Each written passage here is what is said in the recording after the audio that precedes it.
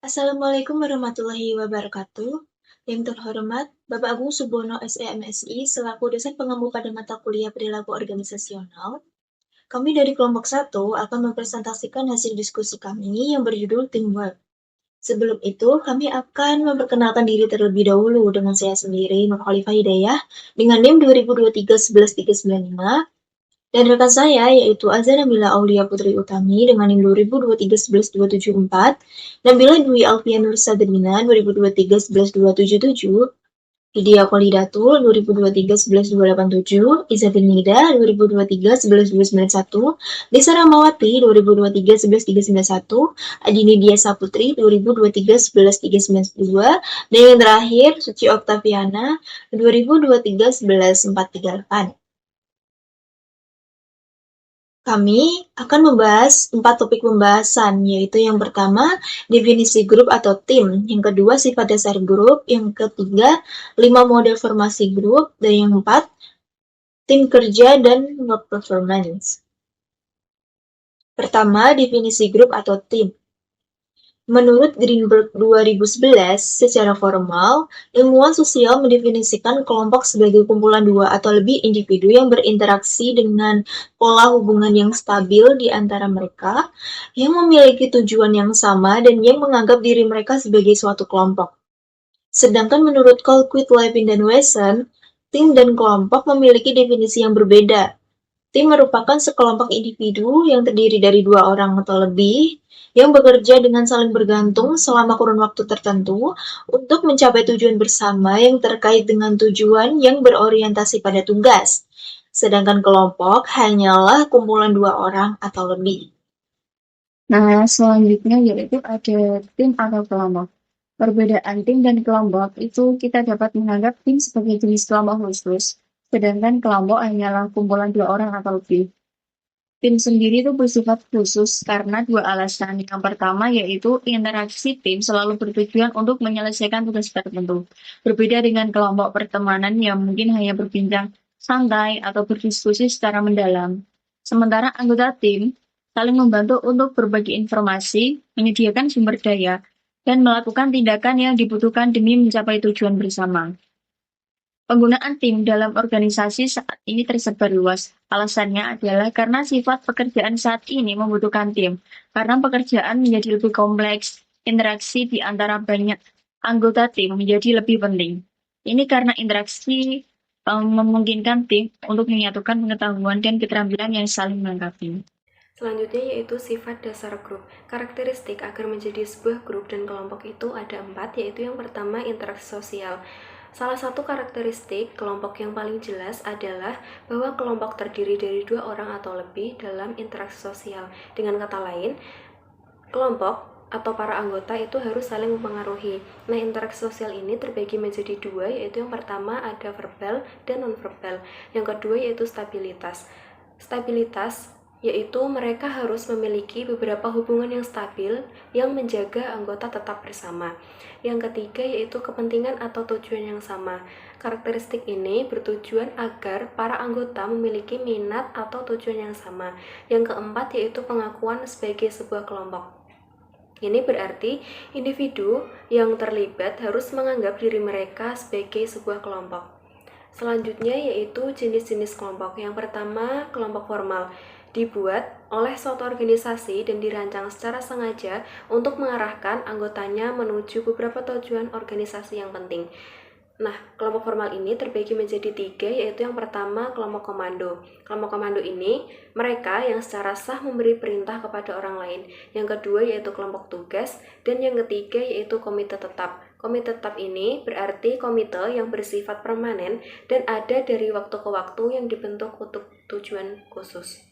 Selanjutnya, jenis-jenis kelompok dari segi non-formal. Kelompok yang berkembang secara alami tanpa arahan apapun dari organisasi tempat mereka beroperasi, seperti kelompok kepentingan atau berkumpul untuk memenuhi kepentingannya bersama. Kelompok pertemanan atau kelompok informal yang berkembang karena para anggotanya berkawan dan sering sekali bertemu satu sama lain di luar organisasi. Selanjutnya, alasan individu bergabung dalam grup atau kelompok. Yang pertama, untuk memenuhi minat dan tujuan bersama. Yang kedua, untuk tujuan mencari perlindungan dari kelompok lain.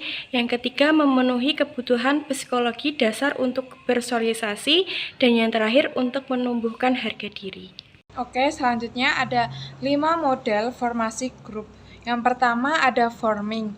Saling mengenal, mereka menetapkan aturan dasar perilaku apa yang dapat diterima sehubungan dengan pekerjaan, seberapa produktif mereka diharapkan, dan hubungan interpersonal siapa yang benar-benar bertanggung jawab.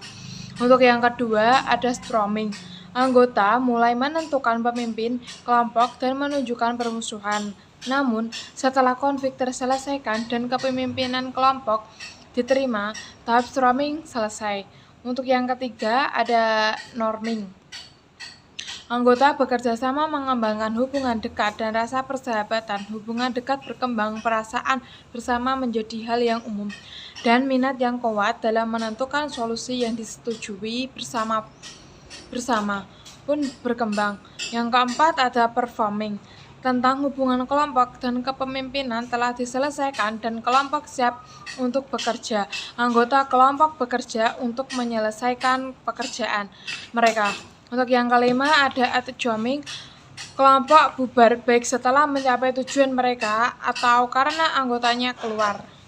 Selanjutnya yang keempat yaitu membahas tentang tim kerja dan work performance. Untuk yang pertama yaitu tim kerja. Dinamika struktural kelompok kerja ada 4, yaitu yang pertama peran, yaitu perilaku khas yang menjadi ciri seseorang dalam konteks sosial. Yang kedua norma, yakni aturan informal yang disepakati secara umum yang memandu perilaku anggota kelompok. Yang ketiga status, yakni mengacu pada upaya untuk membedakan antara tingkatan otoritas formal yang diberikan kepada karyawan oleh organisasi mereka. Dan yang terakhir yaitu kekompakan, kekuatan keinginan anggota kelompok untuk tetap menjadi bagian dari kelompok ini. Materi selanjutnya yaitu work performance, kinerja individu dalam kelompok, dipengaruhi oleh 2 faktor. 1. Fasilitas sosial, kecenderungan terhadap kehadiran orang lain. Terkadang, kinerja seseorang meningkat di hadapan orang lain ketika pekerjaan dipelajari dengan baik. Dan terkadang, kinerja menurun di hadapan orang lain ketika pekerjaan tersebut baru. Kedua, kemalasan sosial, kecenderungan orang untuk mengurangi usaha mereka saat bekerja dengan orang lain. Yang berarti, makin banyak orang yang mengerjakan suatu tugas, makin sedikit kontribusi masing-masing anggota kelompok terhadap tugas itu. Faktor kegagalan dalam kinerja tim. 1. Ketidaksengajaan untuk bekerja. Kedua, kurangnya dukungan manajemen. Ketiga, keengganan manajer untuk melepaskan kendali. Keempat, gagal bekerja sama antar tim.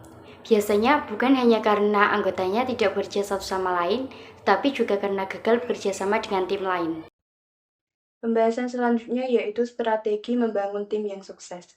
Ada beberapa hal yang perlu diperhatikan untuk membangun tim yang sukses. Yang pertama yaitu kompensasi kinerja tim.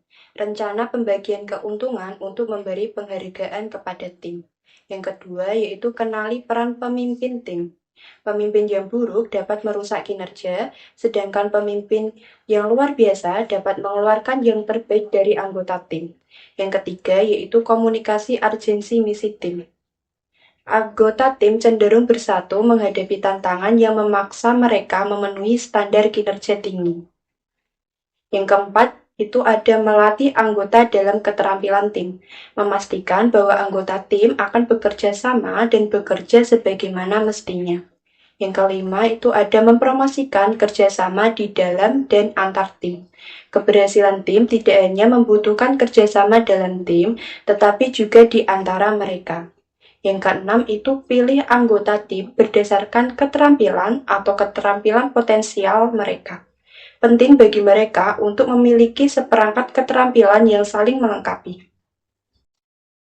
Kesimpulan dari materi ini adalah teamwork memiliki fokus utama pada pemahaman mendalam mengenai dinamika kelompok dan tim dalam konteks organisasi.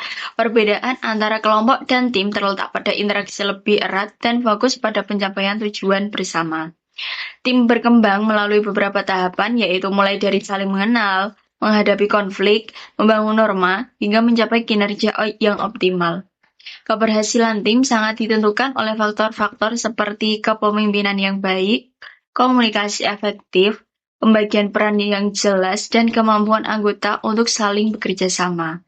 Pentingnya tim dalam organisasi saat ini semakin meningkat karena kompleksnya pekerjaan yang menurut kolaborasi dan keragaman keterampilan. Kesuksesan tim tidak hanya bergantung pada kerja individual, tetapi pada kemampuan mereka berinteraksi, saling mendukung, dan mencapai tujuan bersama secara efisien.